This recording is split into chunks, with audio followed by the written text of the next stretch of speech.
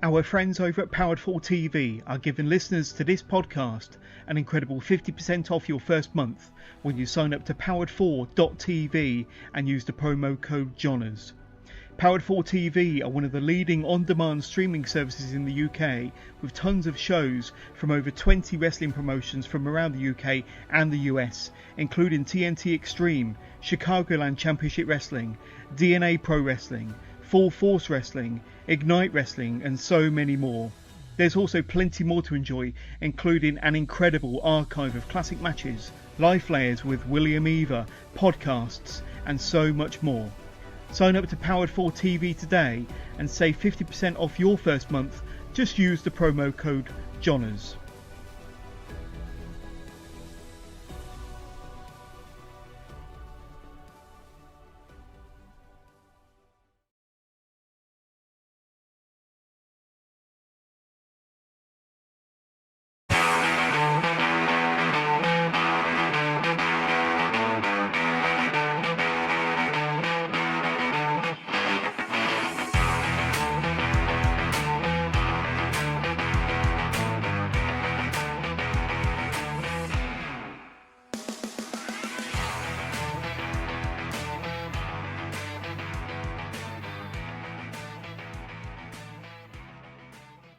Welcome to the Alliance Pro Wrestling Network Sunday special interview.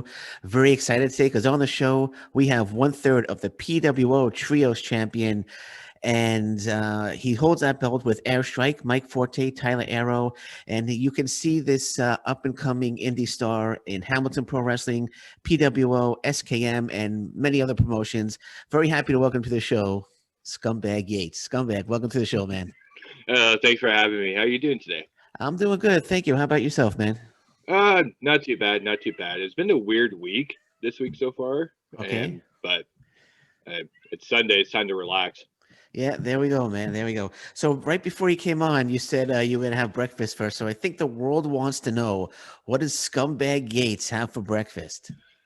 Sundays I usually just order McDonald's because it's just easier, and I get like a double sausage McMuffin with a couple hash browns. Okay. And a couple coffees. But I buy it for like me and my parents and my nephews down for the weekend. So okay. All right. Well, that's very nice of you, man. I'm sure if I was there, I'm sure you would have bought me breakfast as well. Oh yeah. Okay, man. So let's get started, man. I'm sure you've been asked this question before, but how did you come up with the name Scumbag? And tell me a little bit about the character Scumbag Yates, in case people watching aren't really familiar with the character. So when I was training, growing up being as a wrestling fan, I did do a lot of trash talking. And so I was like, oh, maybe I'll start going into a heel because I just do a lot of talking anyways. And I kind of just thought about it. I'm like, well, there's no one that really does a character that's like supposed to be a scumbag.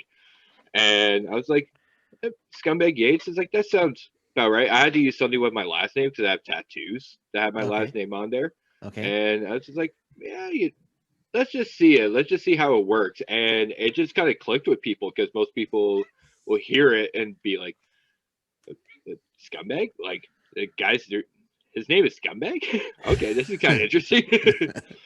And the character is just, I'm trying to do like old school dirty heel kind of stuff. So like, like Dick Murdoch, Brody kind of stuff, right? Oh, wow. Okay.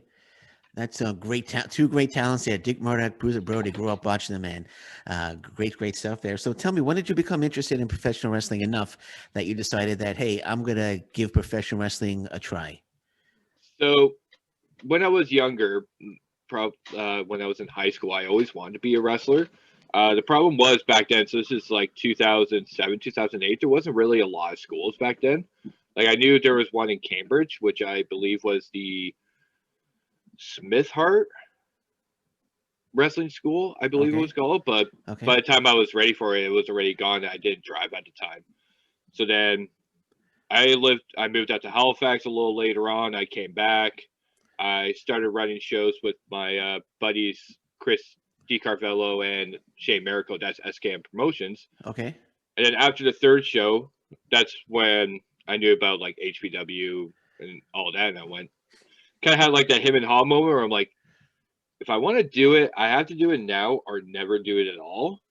And I just said, I'm just going to do it, and let's just see what happens.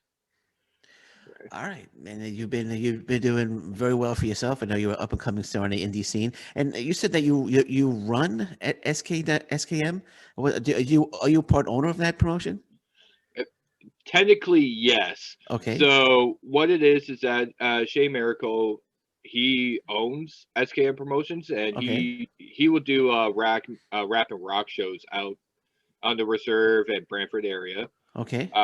He was friends with Chris DiCarvello, who's a good buddy of mine. Like, I go to shows with him all the time. We're known as the Champ Monkeys. Okay. Chris was thinking of running the show again because he used to run shows in Waterford about 10 years ago. Okay. And he was thinking about running a show again. Shane went, "Hey, I want to run a wrestling show too." It's like, "Do you want to join up?" And Chris was like, "Yep." It's like, so he asked me if I wanted to help out, and I said, "Yep, I'm down with it." Then we had another buddy named Chris Hoover, who helped us out for the first year, and then his life got in the way, and he wasn't really able to help out that much. Okay. But pretty much, it's like, I'm the grunt guy, so I have like the music, I get the posters and the flyers, and I post them out all the area. Chris is more of the booker because he can think of storylines like 3 years ahead of it, and Shane does a lot of the promotional stuff. So like, he'll make the merchandise and that kind of stuff. Okay. So when do you think you guys will be able to get shows going again? I know this whole pandemic thing, or you're not sure yet. I don't really know. That's the thing, because we were supposed to do a show at the end of March. Okay. But that's when everything just closed. Yeah. And the issue is because we're going to do the show in Hagersville. And the issue is that because it is a smaller town, and with the farm towns, and there's a lot of Jamaicans and Mexicans that come in and work on the fields. Okay. So the smaller towns have been a little bit more reluctant at the beginning to bring new stuff in. They kind of just want to kept it closed in. Okay. Especially people that don't live in Hagersville coming in and running the show. So I don't know. I really want to. Well, my fingers are crossed soon. I haven't been to a show in quite a long time, so my fingers are crossed that you guys get going again soon. So I heard another podcast. I was listening to another podcast that you were on, that you mentioned you were an amateur wrestler. So was it tough transitioning from amateur to professional? Not really at the beginning. Like, kind of the workout, like the physical stuff wasn't really that much different, because in amateur wrestling we'll do the rolls and do that kind of stuff and fitness stuff. So it was more learning about timing and footwork and that kind of stuff, because obviously with amateur wrestling you're going 100%, you want to take the person down and try to pin them and whatnot. Yeah. But that was a little bit transitional difference there, where it's like, okay, I need to learn how to do this properly. I need how to do this properly. Yeah. The moves themselves didn't really faze me that much. And where did you train when you wanted to decide that you want to become professional? Where did you wind up training? I ended up going to Hamilton Pro Wrestling. Just because we used Rip for the ring, and so I know Rip for a long time. And plus, Hamilton was closer for me for a drive. It's only like a 20-minute drive for me, while everything else is like an hour and a half away. Okay, well, that's convenient. A 20-minute drive.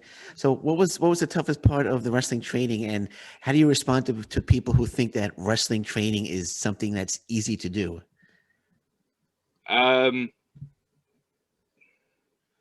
would say definitely the fitness part. Like, if you don't do anything that's heavy training, like if you didn't do like amateur wrestling or rugby or swimming or anything like that, where you're training 100%, that probably will throw people off at the beginning, because they're like, oh, it's you don't really do that much. Just that. But then once they actually start doing drills and all of that, and do like a 5-minute drill and get blown up. Yeah, yeah. Like running the ropes. Like I thought running the ropes was initially something that's easy to do. I was doing an interview with I forgot who it was, but there was a wrestling ring there, and I asked if I could run the ropes, and he told me no because you'll wind up falling through it if you've never ran the ropes before. So it's when you first ran the ropes. Did you get the bruises on your back that I'm hearing wrestlers get in the beginning? yeah. But yeah. Oh yeah, especially because with the cables. I've ran the ropes with like actual ropes because Rob Franco uses real ropes. Yeah. And Brad from Oshawa does as well. Those ones aren't too bad, but it's a little bit of weird feeling going from cable to rope for me. But yeah, the first couple of times running the ropes is like, oh, okay, so that's how that feels. And then just practice it again, and then you just get used to it after. Yeah. And the first bump, how did you feel at the first bump? I always like to hear the stories of wrestlers taking their first bump. It wasn't too bad, which sounds weird. Okay. But I mean, yeah, because when Rip does the training, it's very, very slow. Like you're on your butt and then you go down and you go very, very slowly into it until I did the actual first bump. Felt it and it's like, okay, that's how that feels. And I would say like the ropes hurt a little bit more than the actual bump. Okay. But I guess I like bumping, which also means why I do such stupid bumps. Okay. So how and we're gonna get to some super bumps in a little bit because I have a few questions about it. But how long did it take until you decided that, hey, I've trained enough, I'm ready for my first match? And tell me about the first match and how you felt before and after the first match and who your opponent was. So I started training in March of 2018, which was around the same time as Wade Allen did. I believe we started on the same week, or I think I was a week ahead, but we pretty much started at the same time. And I got my green light from Rip in June for the June student show, which was we did a Rumble. Okay. Marcus Gold was a part of it. Johnny DeLuca, I believe, debuted in that as well. Doc Richards was in it. I don't remember all of them, but I know, like, I think me, Johnny, and Gold were the debuts. Okay. And nothing much really happened. Okay. Were you nervous beforehand? You must have been nervous before you hit the ring. No, I don't. Yeah, I don't really want to sound cocky, but I didn't really feel nervous because, like, when I learned in amateur wrestling and in rugby as well, it's like if you are nervous, like you will not play well, like you will be preoccupied. So, I always was learned to, especially in amateur wrestling, be confident in the move that you do, because if you're hesitant for 1 second, you're done. That's it. The match is over. All right, well, maybe you could rename yourself Confident Yates instead of Scumbag Yates. How about that? People seem to like Scumbag Yates, so Scumbag Yates is working for you, so you might as well keep it, man. So you mentioned some stupid bumps that you do. Tell me about that hardcore match you had with Warhed, where he I think he Death Valley drivered you on a barbed wire, and you had like the mousetraps. Yeah. Surprisingly, that's not one of the stupid bumps. So that was at PWA. Warhed was part of the group called Temple, and I did not know about the storyline because Eddie didn't really tell me about the storyline. He just said, "Hey, you're having a match with Warhed." So I'm like, "Oh, cool! I'm having a match with Warhed." But apparently, the storyline was for him to get away from the Temple. But anyways, match was going fine. We did have another spot planned in that match, but the rope broke from the match before. But yeah, everything was like super simple. Everything was super fine. We get to the end and it's like Warhed made a board of mousetraps and barbed wires, with the mousetraps being the sign of the triangle, which is the temple sign. Went through it, didn't really feel anything. Like it just felt like laying on like a hot mat. Yeah. I had no idea I was cut up until I sat up, and the referee, who's a good buddy of mine, Sean Cassidy, he looked over. He just goes, "Hey man, like you're bleeding like bleeding pretty badly. And I'm like, okay, well, I'm just gonna sit here and let Skullmaster take a couple photos, because if I'm bleeding, Yeah. make an impression, right? I had no idea how bad it was until I got to the end, like back into the locker room, and everyone was freaking out because they're like, "Oh my god, are you okay?" And I'm like, "Yeah, I'm fine." Why? Until I think Elian took a picture of the pack and I saw it. I'm like, "Oh, that's why." Yeah, I saw a picture of that. It looked pretty brutal, man. So you needed like something like 16 stitches to close them all up. Is that true? Yeah, yeah. I waited to the end to show because I had a couple buddy Chris and someone else, Tony, was with me. So I waited to the end of the show, drove him back home to Brantford. Then I went to the hospital after. I got there at midnight, and I think I got my stitches at like 8 o'clock in the morning. So let me get this let me get this straight. You needed stitches. You were bleeding profusely, but you decided to drive your friends home first and then go to the hospital. Is that Yeah? Because I can't leave them in okay? Kitchener. But after the match, Clay Wilson did clean me up and bandage me up, so I wasn't bleeding. So Okay. it was. I All mean, I couldn't help out with a teardown, but it was like, I have to go get stitches now. So. Yeah, no, that's a smart thing. That's Scumbag Yates. You're a nice guy. You're a nice guy. Your friends come first, and then you go get the stitches, man. So you're a good guy, man. You're a good guy. So, do you feel that maybe hardcore matches aren't for you, or you would participate in them again? I'm fine with hardcore matches. Like Okay. I've done a couple hardcore matches. Okay. I probably would do death matches, but there's still things a little bit I'm more concerned about, like the light tubes. I'm still Yeah. afraid about. Like I've taken like skewers to the head. I've taken before. They weren't too bad. Chairs and tables and ladders, that kind of stuff, haven't been too bad. But it's those like when I see the death matches and still those extra sharp weapons, like when I see the needle and Yeah. the light tube, it's like, Yeah. that's a Not little. not for you. Not for you, man.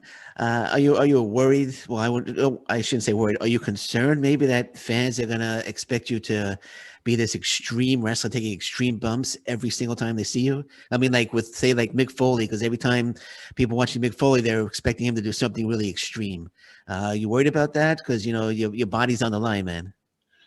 Not really, because I don't really do a lot of hardcore matches, right? So Okay. a lot of people just see me do matches, and I usually, when I do stupid bump, is usually to scare people, and that's one of the things I try to do. So it's Okay. either scare them by a move that I'm doing, or me being the character trying to scare them. But Okay. yeah, I don't think I'm really considered a hardcore wrestler, Okay. because I've only done a couple, right? But I know Okay. Warhed has said, it's like, hey, be careful with doing these, because you don't want to be labeled as a hardcore wrestler, because then that's what everyone wants to see you as. Yeah, that's why I was wondering if maybe you're concerned. But so let's move on. So let's talk about the faction of the Lost Boys, because I didn't know that you started the Lost Boys. And I know you mentioned it in a I posted something. I just thought it was Wade Allen, Doc Richards, and you're like, hey, I thought I started this group. So Yeah. so I apologize. I'll apologize to you face to face. I didn't know. No worries. So tell me about the Lost Boys. What was your inspiration for starting the faction of the Lost Boys? I didn't really start it. I became a part of it because it started with NSW. Steve Brown came up with the idea to kind of just put us together, and he introduced Reese Greenaway as our manager at the time. And then, since all three of us, me, Doc Richards, and Wade, are good friends, and I've known Reese for a long time as well, it was just like, okay, we can work with this. And then we just came up with ideas and came up with music and that kind of stuff. And then it started, and then it just quickly faded away. And then it's weird because they're still doing the Lost Boys thing, but me and Doc are also doing another thing at NSW. Okay. And I think it's just like this weird entity where it's like, it's still around, but it's just there. Okay, well, it's a great faction. I know I've Alan and Richards have some great matches, and it's a terrific faction. Hopefully, you guys will all get together, and we'll see the Lost Boys invading promotions all over Ontario soon, man. Maybe we'll see what happens. All right, man. We'll see. So I mentioned earlier, you hold the PWO Trios title with Airstrike, Mike Forte, and Tyler Aero. Who would you say is your biggest threat to those titles? Or is there a threat right now, or we're waiting for the pandemic to end before you could really answer that? Realistically, when I look at the roster right now, I say the biggest threat might be Empire because they're the only other Trios team that I know. Because I know Trios team before, which was Absolute Anarchy, which was Shaw, Corey Stone, and Aiden Rain. Aiden Rain's out with injury, and the whole thing with Corey Stone and Mark Shaw happened. And I don't think there's any other Trios team at the moment, so we're quite a predicament where it's like we only have Empire at the moment. Okay. But we also haven't seen Crystal Moon for a long time, so we don't know about that either. Okay. Well, I'm sure once the pandemic picks up, I'm sure you'll be defending those titles against some Trios team at a PWO show. So what about Wade Allen? Let's talk about Wade Allen. I know you mentioned Wade Allen. He's a good friend of mine, good friend of yours. He holds a PWO Internet title. Any thoughts about chasing him and that title? I mean, it could happen in the future, but I will say, like, I was super happy that he won it, especially because, again, I got to throw some shade at Empire. JT Kerr wasn't really doing anything with the Internet title, and Wade was doing all this stuff for, like, doing promos and all that stuff. So I was like, as soon as he saw the Internet, he had the opportunity for the Internet title, I was like, go for it, man. Get it. You deserve it, man. And he's been defending it well. I mean, we have a match. I may try to win it off him, but we'll see. Okay, well, good luck. I'm a big fan of Wade Allen. I know he's a great wrestler. I think you and him would have a great match, but it would be tough to get that title off him, man. I know he cherishes that title like a little baby, man. Yeah, I know. I've wrestled him once or twice and been tag team partners in other promotions with him, so I know what it's all about. All right, man. So, do you prefer being a babyface or a heel? Have you been a babyface? I should ask actually, because I know you're. I have. I've been babyface a couple of times, and it's kind of weird that be babyface, especially with the name Scumbag. Really, either or. Okay. Like I still do pretty much most of the same things as a babyface and a heel. It just depends on what I say. So it's like if a babyface is like woohoo, yeah, and a little bit comedy, I guess. With that, like most of the times I've been babyface, has been a little bit of comedy in there, and then as a heel, it's like you suck, boo, and then more dirty tactics. But I'm fine with either or. Okay, there you go. I know a lot of people prefer to be heel because they have more freedom being a heel, but hey, that's cool. Either or, as long as you're in the ring, man, taking somebody out, I guess that's all that matters, then, right? Exactly. Yeah, there you go. There you go, man. So I have a few names here, a few wrestlers on the indie scene in Ontario. I'm going to say the names. Maybe you can give me a little bit about, tell me a little bit what you think about them. Mm-hmm. First name would be Travis Moore. Travis Moore, my little boy. I always get that he's my son. He's a good kid. He's a young kid. He works hard, and he's definitely going to be doing something. We don't know, like, he might be like a Del Bruno, where he's at like the top tier in Ontario. He may even go further than that. Only time will tell. The kid has a lot of years on him. Okay. Tex Lexus. In all honesty, he is a good guy. He's just annoying when you listen to him talk. That's exactly how I would describe him. He's a good guy. He just is very annoying when he talks. Yeah. Was there ever any talk about maybe you joining the Temple? Or because I know Wade Allen and Travis Moore were a part of the Temple for a little bit. Yeah, Mercy was too. Yeah. No, I don't think there was any discussions about joining the Temple because when I was wrestling at PWA. That was my feud, was against the Temple. Okay. With Warhed and then Jeff Black and Lenny Lilac and CC. So I don't think there was ever a moment where they're like, oh, maybe you'll join the Temple, because a couple months after my last match with them, it switched over to 365. So Yeah, there you go. Now you teamed quite a bit with Sabrina Kyle. How did you guys come together? yeah, so I believe we teamed at SKM one time. Okay. Before, like we teamed, I think that was the first time that we teamed, but Sabrina also manages me at HPW. Okay. I do the student shows, and she was also someone that I knew for a long time from being a wrestling fan, so I knew of her, and we kind of instantly clicked when she was coming to HPW. I think that was before she was dating Jeff Black, but she would come around. We kind of instantly click, and we just always talk. Okay. And yeah, she's awesome. She's very blunt with people, which I like. I like people that are rather be honest and just not tell the truth and anything like that. And she works hard as well for what she does when she works and as a mom as well. Okay, you guys make a great team together, man. Holden Albright, your thoughts on Holden Albright? He is definitely one of the hardest working guys I have seen. When we were doing SKM promotions, we were kind of discussing like, okay, who are one of the first people that we want to have? And me and Chris said Holden, because we saw him at Death Proof and his matches that we're having.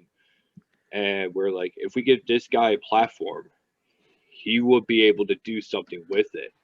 And I don't know exactly if he did the Wolf gimmick first at SKM or did it somewhere else, but I know he was talking with us like, hey, I have a new idea. I want to try this out. And like generally one of the hardest workers and one of the nicest people when you talk to him. Absolutely. Just a lot of great advice from him. Yeah, he's a good guy. I always love having him on the show. He's a great person to talk to. He has a good heart as well, man. Oh yeah. So do you watch much wrestling? And if so, are you a WWE guy, AEW guy, New Japan Pro Wrestling guy, Impact guy, or all of them? What do you watch when you're watching wrestling?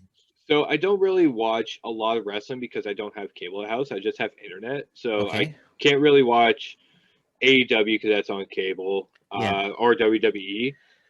When wrestling was full time, I was watching a lot of NWA because that was on YouTube. It was an hour. I'm always busy going, like dropping off posters or going to training or going to shows. So if there was a show I could watch that's an hour on YouTube, that was perfect for me. But I still kept up with what's been going on with WWE and Ring of Honor and New Japan and all that stuff. Yeah. And I will still watch the pay-per-views. Okay. If I'm around, but in terms of like watching wrestling daily, I don't, because there's a lot of wrestling out there. Absolutely, man. You know, MLW, I'm not sure if you watch MLW on YouTube as well, but that's another show that fantastic, 1 hour on YouTube every week. I've seen a couple of MLWs as well, and yeah, it's great stuff out there as well. Great stuff, man. So what's your all-time favorite match that you've been involved in? Sorry? Your favorite match that you've had?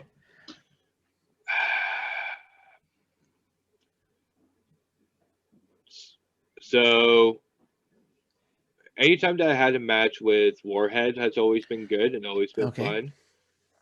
Any match that I've been with Jeff Black has also been really fun. I know people might have different opinions on this, but when I was Joey Ryan's penis at Demand Lucha, that was definitely top there because of it being, I think that was Survivor Series week. I think that was Survivor Series, but it was like wrestling in front of a big crowd at the Opera House. Like that was awesome. Okay. And probably my other one was when I dressed up as a Teletubby for HPW Halloween show, because I had the Tinky Winky costume. And the other funny backstory is that Rip and his wife, they first met at a wrestling show. I believe Rip took them to a wrestling show run by Buck Gunderson. and Okay. Michael Elgin wrestled as Tinky Winky. So it was also like giving Dee kind of like, hey, I can also wrestle in a Tinky Winky costume. She thanked me for that. She's like, I love that. Is there a video of that anywhere on YouTube or anything? I would love to see Scumbag Yates in a Teletubbies uniform. I don't think it's on YouTube. I think I have the video on my phone. I'll have to send it. I know Okay. Wade had. I think Okay. Wade shot it. Okay. Wade's girlfriend shot it. Okay. Cool. So what about dream matches? What's the dream match? Right now, there's been a couple people that I do want to wrestle, and I did I do that? Yeah, I talked about it with Kingdom James. Yeah. One of the guys I want to wrestle is Kobe Durst Okay. because we both do dumb things, and it would be fun to do dumb things. Holding Upright's another one for pretty much the same reason. I'm trying to remember who else I said. Easy E. Okay. That would be an awesome match. Steve Brown. I haven't had a match with Steve Brown yet, and I think that would be a lot of fun. Oh, that'll be a great one. Yeah. Hacker, sorry, or Antihero SOS. Okay. I'd love to have a match with him. And I don't think I said it on Kingdom's podcast, but I also would have a match with John Greed. Okay. Because I think we could probably do like a pure Haas match. Like when we had Rex Atkins and Holden had a match. Like a lot of people don't like big guy on big guy matches, but they made a Haas match, like a true Haas match where they just beat the crap out of each other and went the distance. And I feel like me and John Green may be able to do that. Okay. No, yeah. Great big names there. Big name. I see you holding a lighter and holding a cigarette. You must be dying to have a cigarette right now. I mean, I usually smoke it here, but I was going to wait till after. Well, I got one more question, then I'm going to let you plug whatever you want to plug. So last question, and then you can get to smoking, man. What are your goals for 2021 and beyond? 2021 is I wanted to get in better shape. Okay. I was training a little bit in 2020, and then everything shut down. Everything's back up, but I haven't gone to the gym quite yet, just because I've been working long hours at work, trying to buy a new computer. Yeah. Okay. But yeah, get back into the ring, get back to training when possible, get back to wrestling. I just want to try to get better in the ring. I can't really get better if I don't have matches. Yeah, well, trust me, the matches are coming back very, very soon, and you'll be in the ring before you know it on a daily I should say daily, on a weekly basis, man. I hope so. But. Yeah, me too, man. Yeah. So, anything you want to plug? Have any merchandise, any T-shirts? I think I saw a T-shirt online. But anything you want to plug? Social media? Now is the time. Go ahead, man. All right. So all my social media that I have, which is Twitter, Instagram, and Facebook, is Scumbag Yates. They're all one word, except for Facebook, I believe. Okay. I do have a T-shirt. I think I only have like 5 or 6 XLs left, but I am looking to get new ones made. Okay. And check out SKM. Check out Hamilton Pro Wrestling. Check out PWO. Try to check out all the wrestling that is out there. And hopefully you guys could also see me on the Mondays on the Twitch streams with BMD and Matt Grant and them. All right, man. Well, I want to thank you so much. I feel weird calling you Scumbag, but I want to thank you so much, Scumbag, No problem. For coming on today. I know we've been wanting to do this for a while, and things are getting in the way, and I'm glad we finally got to do it today. And anytime you want to come back, man, you're always welcome. And I wish you nothing but the best of luck in the future, man. Awesome. Thank you. Thank you for having me on the show. My pleasure, man. My pleasure. So this has been the Alliance Pro Wrestling Sunday special interview. Again, want to thank my guest, Scumbag Yates. And until next time, thank you very much. Take care. Bye-bye. Stay safe, everyone. So long. Bye-bye.